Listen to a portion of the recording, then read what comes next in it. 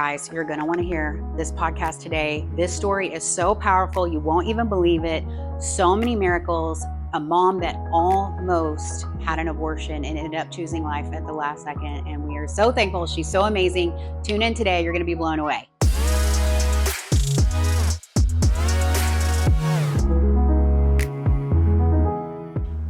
Welcome to the Help Her Be Brave podcast, where pro-life meets real life. I am super excited about today's episode because I have one of my sweet friends and staff members, Maddie, with us today.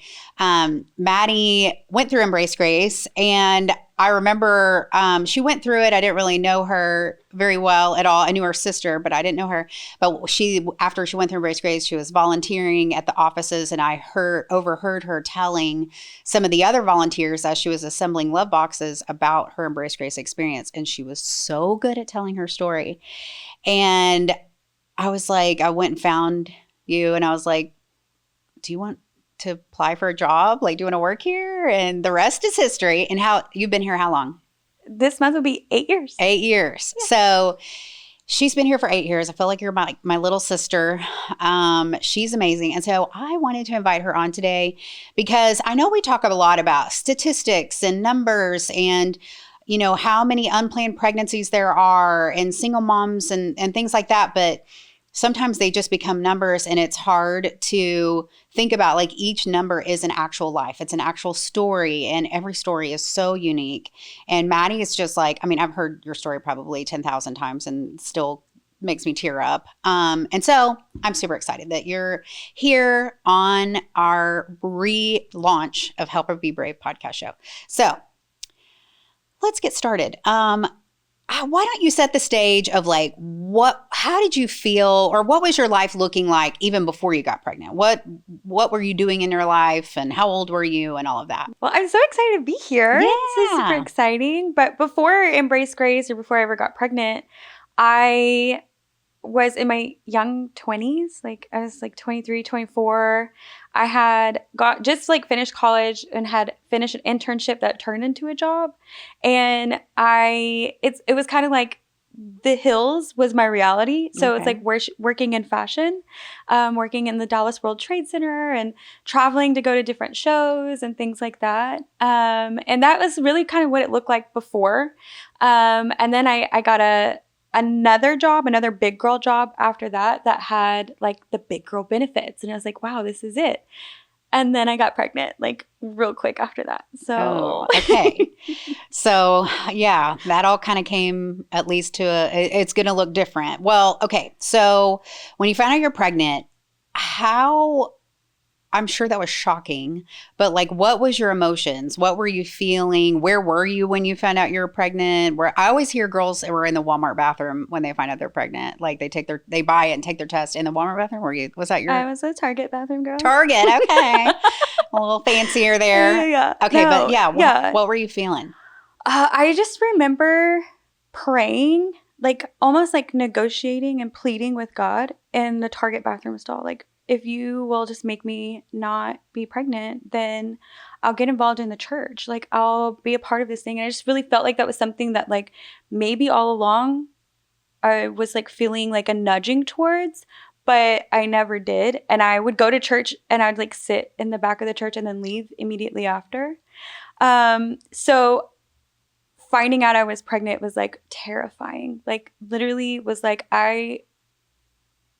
this is going to be a bold statement and I wouldn't do it, but it was like, I would rather die than have to go through this because it was that terrifying. And yeah, no, I was pregnant, and God was like, you're going to do whatever's next anyway. So yeah, no. So it was just, like, terrifying, and I'm pleading with the Lord and in a Target bathroom. That's crazy. Well, I know, I feel like we need to put, like, Embrace Grace, ads in the Walmart and Target bathrooms. Yeah. You know, you never know. Yeah, for sure. So, okay, well, so what were your next steps? Like, once you, like, accepted it, I guess, as far as, okay, this is happening, what were your thought patterns? What were you going to do? And how were you thinking you were going to handle a pregnancy? Yeah. I don't think at any point I accepted that I was pregnant. I really, truly, fully did not want to be pregnant that bad. Obviously I knew I was pregnant. I was not one of those girls who took several pregnancy tests. It was like, that was the one I needed. And after that, I just kind of went into let's fix it mode. And so I looked for an abortion center, like clinic, and I couldn't find one, like Googling. So I had to like go ask a friend of a friend and I obviously was like his for a friend. So got that information and started trying to schedule my appointment. So there was no point where it was like, I could do this, maybe I couldn't. I was like full on, like, I'm not doing this. This isn't going to happen. Yeah. And I remember getting a call from your sister, your little sister, and your little sister had already gone through Embrace Grace. Mm-hmm. And she was like, Amy, I don't know what to do. My sister hasn't told me this, but I feel like maybe she's possibly about to have an abortion, because she asked me to pick her up from work and drive her to this clinic and then wait and then take her back home. And I'm like trying to put the pieces together that I'm wondering if she's pregnant and she's going to have an abortion. And what do I do? And she's like, I don't know how to talk to her. I don't know how, what should I say, or when should I say it? And so I guess she had gotten a clue to it. And is that all, that's all true, right? That I called her and I asked her, to take me to the appointment. Yeah.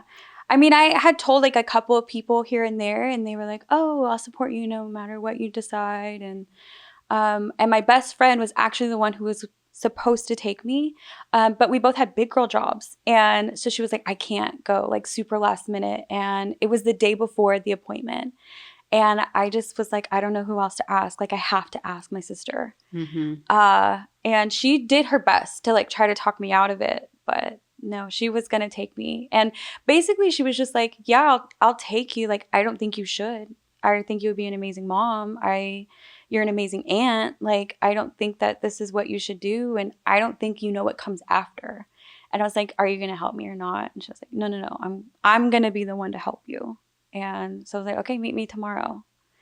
And she said yes. So then that must have been when she was like calling you. Yeah. Okay. So then she did already know that you were going to, because I thought I remembered her not sure. This was 8 years ago. Yeah. So it was a long time ago. So she was like, what do I do? And we had at Embrace Grace just put out these tester love boxes. And these love boxes, I wish I would brought one on here, but basically it's like, it has a onesie that says best gift ever, but yours was like a tester one. So I think said something else.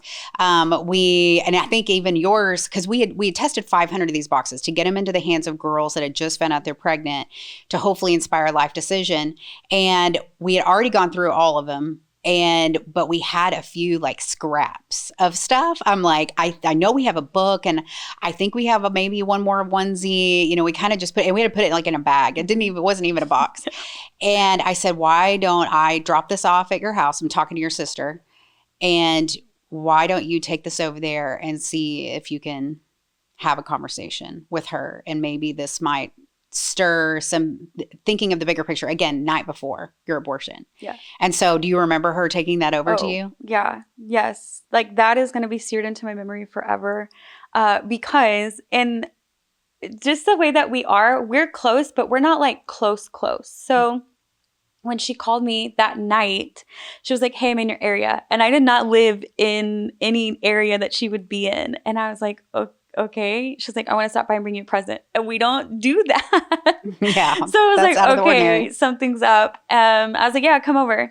So she comes over and she's got this bag. She's like, I have this gift for you, but I want to read you this letter first. And the whole thing was like, I'm not going to lie, it was awkward. And I'm sure it was super awkward for her. But just the fact that she did it, like I just have so much awe of her, because she is very bold in a lot of things that she's done her whole life.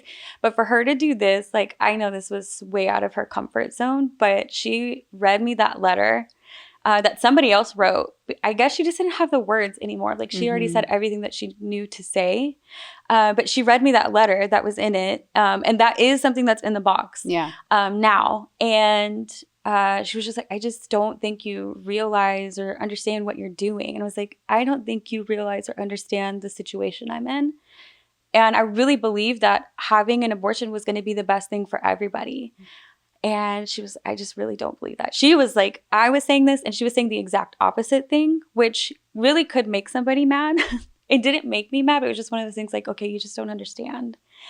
And so I had to confirm again because she's doing this again. I'm like, are you going to help me tomorrow or not? And she was like, no, I'm going to be the one to help you. I was like, okay. So she left. Wait, I want to go back. What you just said, like, really stands out to me, that you said, I really thought this abortion was going to be the best for everyone. Yeah. Like, what made you think that? What were your thoughts? I felt like it was like, this is crazy because I really felt like that was the most selfless thing that I could do, was to not put anybody else in this situation, for anybody to have to like help me as a single mom. Because I knew if I was going to be pregnant, I was going to be a single mom. I didn't want anybody to feel like they had to help me. I didn't want like my job. Like I just got like cool job and I wanted to like stay there. And I didn't want that to get messed up. I didn't want anybody else who was involved to like have to like alter their life. I really thought that this was the most selfless thing that I could do. Well, it's so interesting, like because I've almost had an abortion myself, and a lot of people know this about my story, but it's interesting the lies we tell ourselves when we're in those like panic situations, that we believe the lies we tell ourselves. Yeah. Like, I don't know. So, well, when she gave you the love box, were you like, I mean, of course, you're saying looking back, you're like, wow, what a bold thing that she did. But like at the time, were you like, what are you doing? 100%. You know, because you were like, gonna do this. You were gonna have this abortion. Yeah, 100%. She was just like, I don't think you know what you're doing. Mm-hmm. But like looking at the bag now, I'm like, wow, what a small gesture that like meant so much. Mm-hmm. But you were like talking about the pieces that were in it. I didn't even have the full box. Yeah, right. I didn't. There wasn't a onesie in there. Oh yeah. Or anything like that. It was just that book and the letter. I think the journal was there, a pen was there, and I think at the time there was like a scrunchie or something. A scrunchie. Sometimes like a ponytail holder or something like that. And I wasn't going to go through the box. Yeah. Like I left it on my couch. And then when she left, like I got ready to go to bed. I also had just gotten a puppy. Oh. And this is like a weird part of the story. But this was like, he was a bad puppy. But he was a puppy, okay? He was like maybe 8 weeks old. And he went back when I was like trying to go to bed, he went back in the living room and pulled all the pieces out of the bag. And Stop. Yeah, I could hear him. I've never heard this part of the story. Yeah, no, I could hear him. And then first I heard him there. And then when I heard him in the trash can, that's when I was like, oh my gosh, now I have to get up. So I got out of bed. And at no point was I asleep. I was just awake in my room. Mm-hmm. And I went back. And that's when I was like, oh, here's this book. Let me read this book. The dog had pulled it out of the bag. Yeah. Okay, that's crazy. Yeah. That is crazy. Okay, so then, what did that night before abortion, what did that look like? Oh, man. Sleepless, like completely sleepless. So after I got that book off Which the couch. The book is? Yeah, the book is A Bump in Life, and it is like 20 testimonies of girls who had unplanned pregnancies, and they all chose life for their babies. Whether they chose a place for adoption or to parent, they all chose life. So I'm reading this book cover to cover, super easy read, super light read, but I read the whole thing. Now, most people would be like, you stayed up all night reading that book? I'm a slow reader. So yes, I stayed up all night reading this book. And when I finished the book, I started to think in my head, based on the things that I had read, my situation was not near as bad as theirs, as the girls in this book. I had a job. I had a place to live. I had support. I knew if I chose life for my baby, my family and my friends were going to support me. I knew all of that. These girls didn't have that. So I started thinking, okay, maybe I could do it. And then my alarm went off and it was time for me to wake up and work a half day before my appointment. And I didn't think about that anymore. I just went to work and got ready for the appointment. And then she came to get you? And my sister met me there. Yeah. Which I was kind of shocked, honestly, but she was there. She kept saying the whole time, I'll help you. I'll help you. Yeah. Yeah. So she shows up to my job and she's sitting in the parking lot and I'm trying to like tie up loose ends. So I just didn't want to leave anything undone. And it takes me a minute. So I'm running late. Now, again, me and my sister are close, but we're not that close. And I say this because we're close enough that we can yell at each other and be like very blunt and honest with each other. Okay. So when I get in the car, she's fuming. Like, because you're late? Yeah. She's so mad.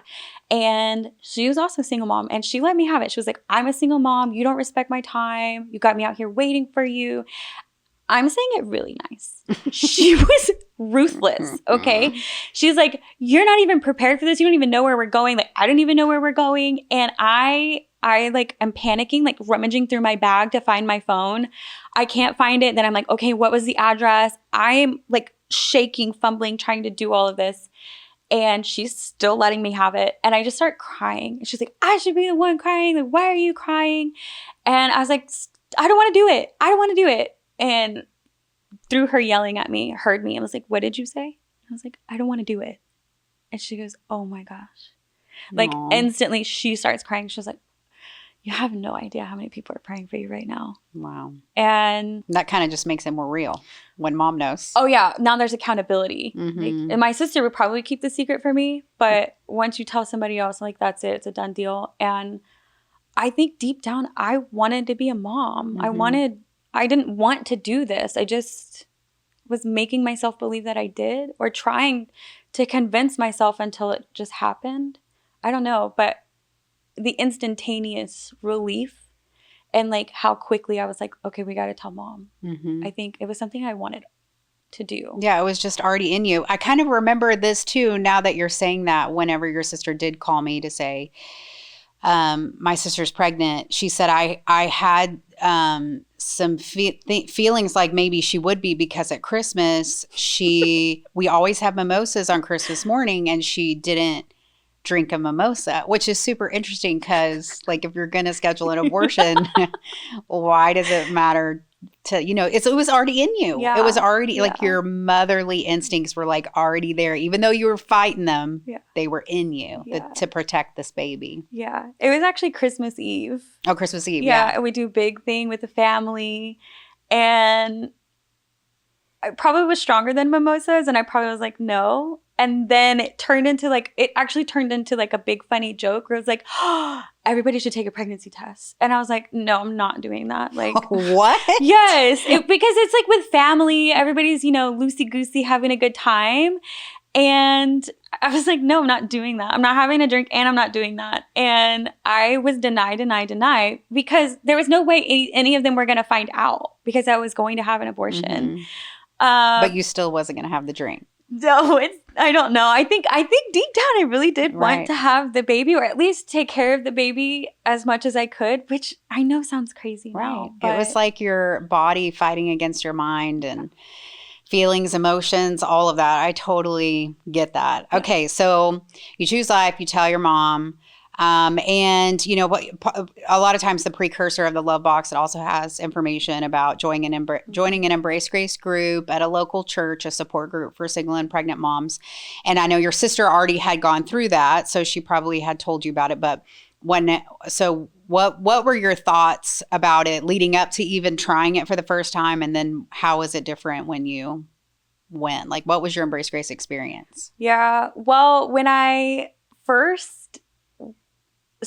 sister went through Embrace Grace, she was 16. Yeah. And I had just gone to college. So I didn't know a whole lot about Embrace Grace or what she'd gone through. I just know that like Embrace Grace really like supported her. And so you're in your 20s. Yeah, I was like 23 or 24. Right. And so in my mind, I'm thinking, oh, this is for teen moms, because that was like a real popular show at the time, like teen moms, 16 and pregnant. I was like, that's not for me. Like, I don't need that. And I also think in my head, it was maybe like charity kind of thing, like a charity project or something. And so I was like, no, I don't need that. Like, I have support from my family. I have all that. My sister was like, no. Like, it's not like that at all. Just go to the first class. If you don't like it, nobody's going to make you go back. You just don't go back. It's fine. And I was like, okay, I'll go check it out. And my first class, I'm not going to lie, I was super judgmental. And I was like, yeah, no, I'm not coming back to this. And I was like just looking around. And it was like kind of early. So I had gone from work. A lot of these girls were coming from school and things like that. I was like, yeah, maybe not for me. But I also had like a big group. So there was like quite a few leaders of the group. And when they started off, like, everybody's super welcoming and super nice. It had nothing to do with that. It was really just me like looking at myself and then looking at everybody else. And I was like, no, this is not for me. But when the leaders start going around and telling why they help lead an Embrace Grace group, I was like, oh, like they all were sharing these personal stories. And from each of their stories, I was like, oh, I can relate to that. And I can relate to that. It's like their story of like how God took them from a hard place to a better place, or took a mess and made a miracle out of it. Like, not necessarily an unplanned story, but their like story. Toxic relationships, or like some of them weren't even mom or didn't even have an unplanned pregnancy.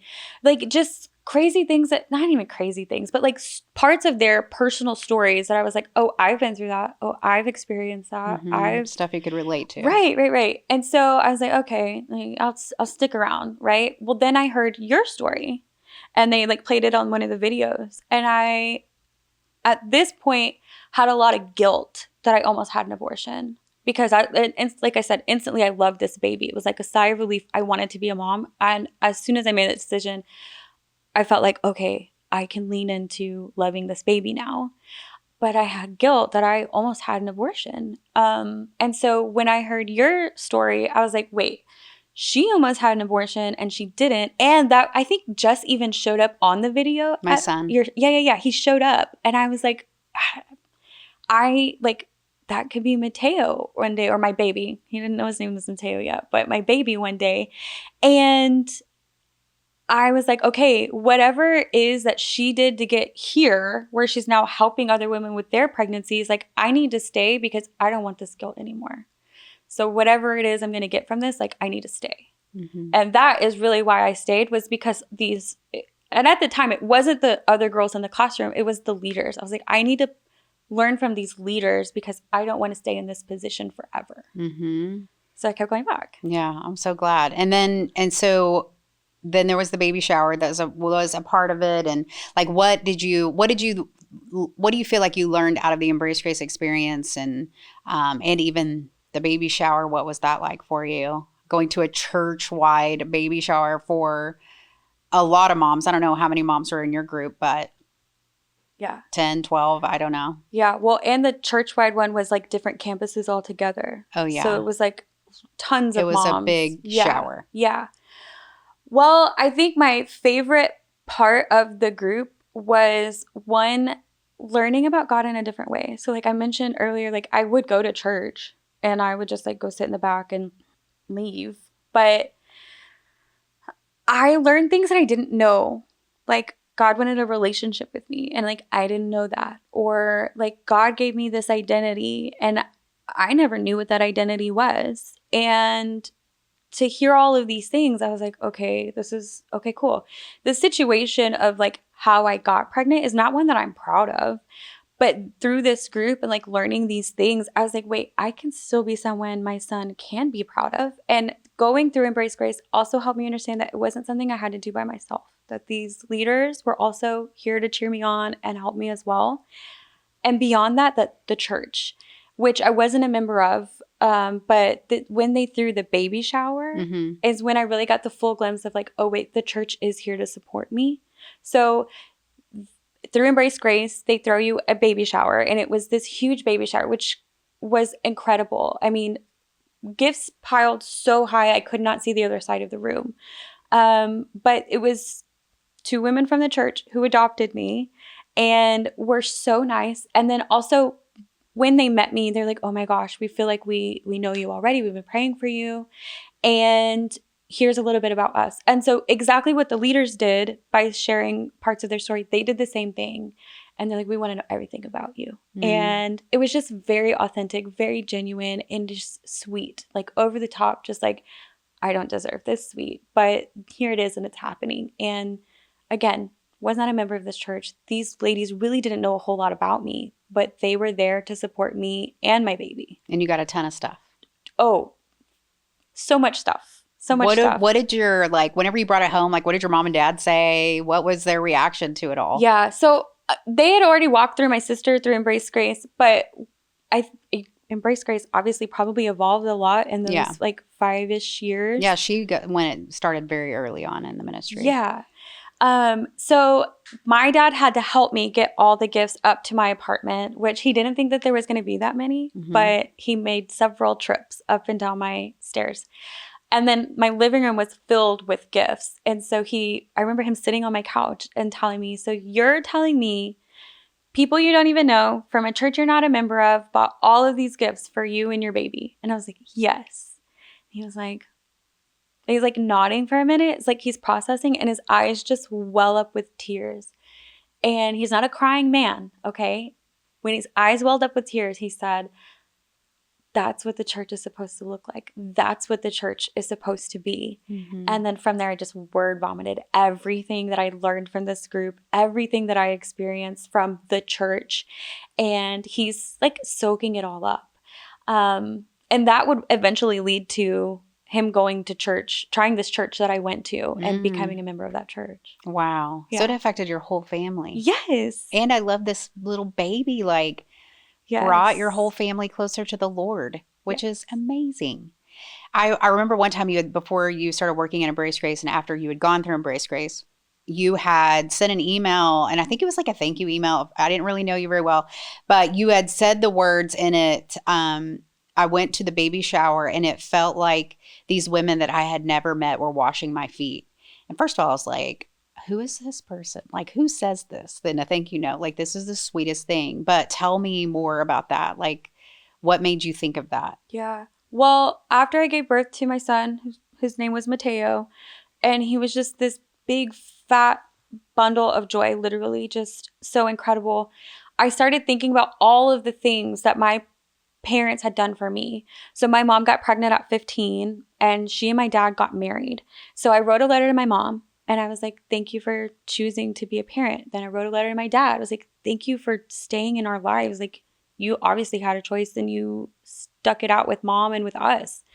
And then I wrote a letter to Embrace Grace because I was like, they helped save my baby's life. I wrote a letter to my sister too, but I wrote a letter to Embrace Grace. And when I was like reflecting on all of this, it really was this life change for me of like, this baby almost didn't make it to my arms. And that was huge for me. The fact that I could hold him, the fact that I could do these hard things and still had the support of these people around me and what it took to even get there. And so going through Embrace Grace and writing, it felt like these ladies sat me down and washed my feet. I had experienced things I never felt before, like humility of them like showering me with gifts that I felt like I didn't deserve. I don't know if anybody's ever washed your feet. It is a total just like surrender of like your pride, I guess. And it was a humility moment where it was like I wasn't humiliated. I was sitting in humility and in thankfulness and in awe of somebody to take care of me in that way. Okay, so how has your son changed your life? Like, I know being a single mom is hard and it's uphill battles, but then there's also the miracles. And I know we are very obsessed with Mateo. With you working here, Mateo gets to come up here, especially in the summer. He's up here a lot. And he's literally the cutest little boy ever. And I feel like we've all just adopted, like he's just all of ours. He just broke his arm recently. We, like, our whole staff signed his cast. Like, he's just a part of the family. But how has he changed your life? Like, if you look back and think about what your life was before and now, like, how has he impacted you? I said I wasn't going to cry, but Mateo is everything all in one. I don't even know how that makes sense, but he is laughter. He is love. He is goofy. He is all of these things. And yes, being his mom, not being his mom, being his mom is the easiest thing I could have done. Single motherhood is hard. Mm-hmm. It's hard to do it alone, and it's hard to even know what it's like if you've never done it any other way. But it is every obstacle, every trial, everything. It is all worth it, because at the end of the day, this little boy is everything that I ever needed in a person. He knows exactly the right things to say, and I never know how. And he is truly a gift to me. I don't know how to explain it. It is just this overwhelming love that I have for him. And him breaking his arm has actually taught me so much about how much I love him and wish I could take on everything for him. Yeah. Well, in wrapping up, I love how you talk about when Mateo talks about his dad. Mm-hmm. For any single moms, out there, I feel like I love the way you word it, you phrase it. It might be helpful to them as well. And when he asks questions about his dad, will you share a little bit about that? Yeah. So I've always known his dad wasn't going to be in the picture. So physically, he does not have a father. But I always knew I wanted him to know the truth, and I wanted it to be age appropriate of when I tell him truthful things, when he asks questions, when he's ready to know. So the first time he asked me one of those questions, he was 3. And I don't really know a whole lot of what a 3-year-old can handle. So when he came to me and asked me who's my dad, I knew I didn't want to lie, but I didn't know what to tell him. And so I just remember in a split second, he's asked me this, and I thought I could ignore him and he would walk away. But he asked me again, who's my dad? And I just I prayed. I was like, God, what do I say? What do I say? And I whipped my head around and I looked at him. And I was like, God's your dad. He was like, oh, okay. And he walked off. I was like, okay, that's not a lie. And also that's something that a 3-year-old can somewhat understand. And so after that, he would just be in the backseat of the car and I would be praying out loud. He's like, who are you talking to? And I was like, God. He's like, oh, my dad. And I was like, yeah. There would be times where he's in the car, even now, where he's like, I just love my dad. And I'm like, who's your dad? Out of curiosity, who are you talking about? Mm-hmm. And he's like, God. I'm like, yes. It's even on the playground, kids are asking, and they're talking about their dads. And Mateo's like, God is my dad. And he is essentially sharing the gospel of anybody else can do this too. He's even told other kids, God is your dad too. Mm-hmm. God is your dad too. So it's just one of those things that's sweet. Something that was not ever taught to me, I now get to teach him. That's so sweet. And I just love his heart. He's just such a blessing to us all. And I'm so glad he's here. And I just can't wait to see what God is going to continue to do through his life. He's just amazing. And I know there could be maybe someone that just found out they're pregnant or that may be listening. What would you say to give them the encouragement to choose life? Yeah, I would say single motherhood is hard, but there is not one moment that I can even think of right now that is bigger than the amount of love that you give and receive from your child. I would say if you are struggling with making a decision on whether you're going to choose life for your baby, whatever the circumstance you're in right now, it feels big, but it's going to go away and it will be so small, it will never even matter again. Don't make a permanent decision about your baby's life based on the circumstances. And you're going to be an amazing mom. That's so good. And if you're listening and you want the same support that I'm talking about today, go to embracegrace.com, www.embracegrace.com. Use our map to find a group near you. And even if you don't find one, send an inquiry to us so that we can reach out to you and see what we can do to further support you. Yeah, thank you so much for being on the podcast today. I know everybody's going to love your story, and I've heard it a million times, and it still gets me choked up every time. It's so good.